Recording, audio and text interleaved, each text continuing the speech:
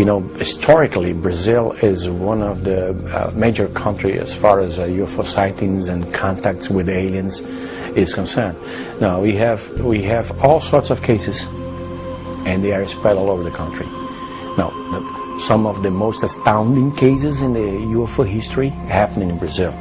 We're talking about landings, we're talking about face-to-face contact with aliens, which are getting rare for some reason, and we're talking about also sightings with multiple witnesses. Sightings in the middle of the cities, like 2,000 or 3,000 people seeing a UFO.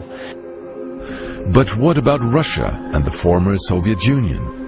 Russian Navy has not been known to reveal its secrets, but Russian Navy has been known to be in the forefront of the UFO and USO research. And we have reports coming basically from all corners of the world, be it this South Georgia island or the Barents Sea, or for example especially the Sea of Okhotsk and such lakes like the Lake Baikal. They had encountered not only gigantic underwater objects and submarines who could move at incredible speeds, and the Soviets just could not catch up with them. They had also encountered discs that would basically fly out from under the water, go into the sky, separate into different objects, come back together, fly away. They had encountered a phenomenon which was called kvakery, from the Russian word kvakать, meaning to emit a sound like frogs would do. What it meant is that Soviet submarines, especially in the Atlantic area, would find gigantic moving objects at great depths of the sea.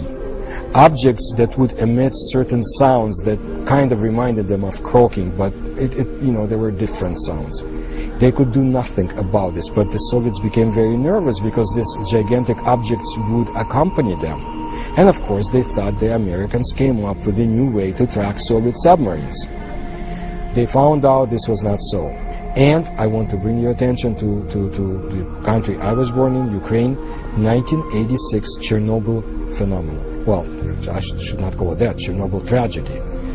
What happened is that according to a number of witnesses, when the explosion took place, a UFO, a sphere, a fiery sphere, had been sighted in the area, and it sent a ray of light, of something, towards the area of the explosion to diminish the effects of the nuclear explosion itself.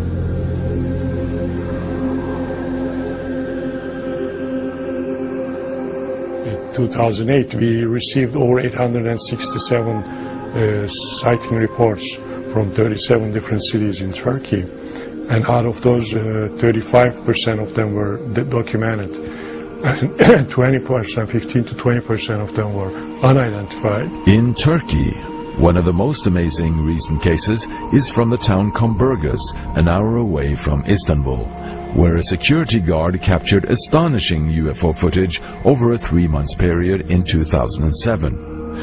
The film clearly shows the outline and the structure of the object, and also what seems to be the silhouette of 2 beings inside.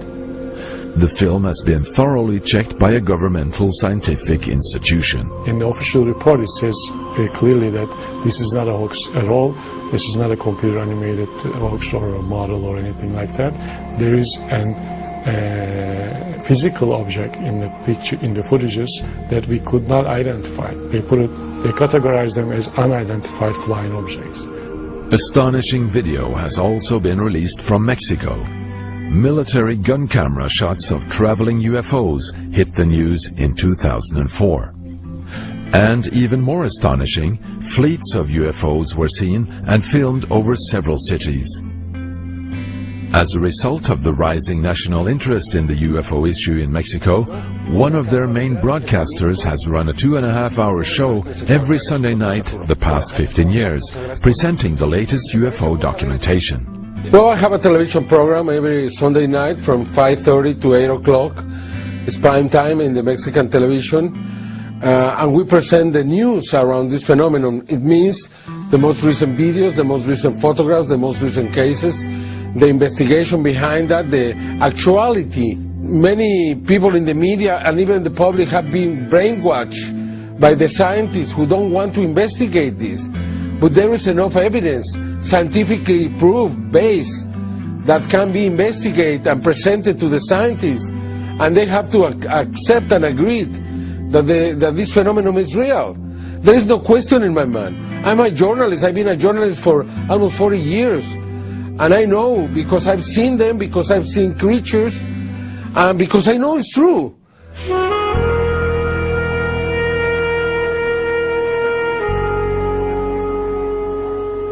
Behind me here, inside this blue container, is the only stationary, fully automatic 24-hour UFO observatory on the planet. In Norway, the remote mountain valley Hessdalen became world famous after almost continuous observations from the early 80s on. Strange lights moved up and down the mountainsides every night over long periods, just above the treetops. In contrast to many other countries, scientists arrived and established a permanent UFO observatory. The light phenomena here in Hessdalen in Norway started in late 81, with a lot of sightings. At the most it was 20 sightings a week. The local people here started to see the light down in the valley, sometimes close to their houses, and they was wondering what could this be, and some was a little bit afraid too, because no one could give them any answer. What could it be? Radar and cameras were soon to pick up astonishing pictures of the unexplained light phenomena. This picture is taken with 1/60th of a second exposure. The phenomena behaves very different. Some is moving very slowly, and some lights can move very fast. The fastest speed we have ever measured was 30,000 kilometers an hour. But the local residents claim to have seen more than just lights. I februar-mars. Og så når jeg kom opp av hesteslia da, så var det mørkt. Men når jeg kom mest opp på toppen, opp på kjølen der som vi ser, der ble det opplyst rundt meg. Det ble opplyst om dagen. Så kom det nå og for over bil. Det var som en opplyst herrehatt. Gammeldags slik stor herrehatt med brem på det. Som for over bil og fremover. Vi bevitnes på at de har sett dessverre 68 observasjoner. Og det er nedskrevet her. The observatory shoots pictures automatically every minute and puts them on the internet. Many amazing shots have been captured.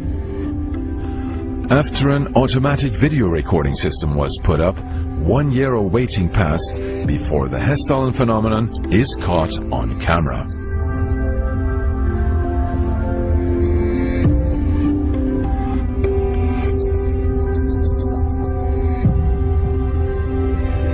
Zooming in and slowing down the film, something really astonishing is revealed.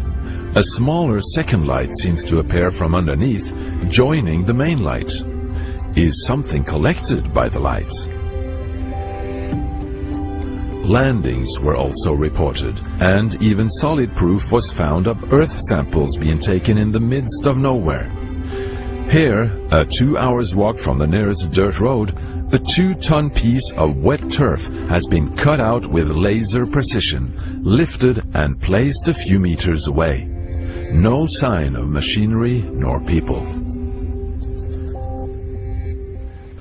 During a week in September 2007, a major survey was carried out by the university scientists, assisted by students with several observation units. On the fourth night of the survey, the phenomenon decides to show up.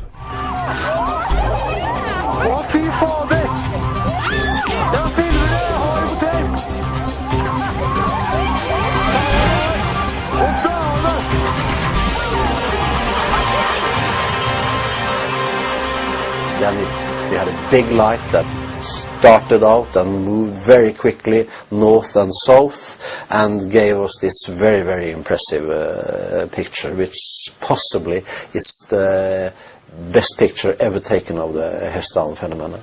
The exposure time was 30 seconds. So we see that the Hessdalen phenomena moves from starts up here and moves down and then goes up again here.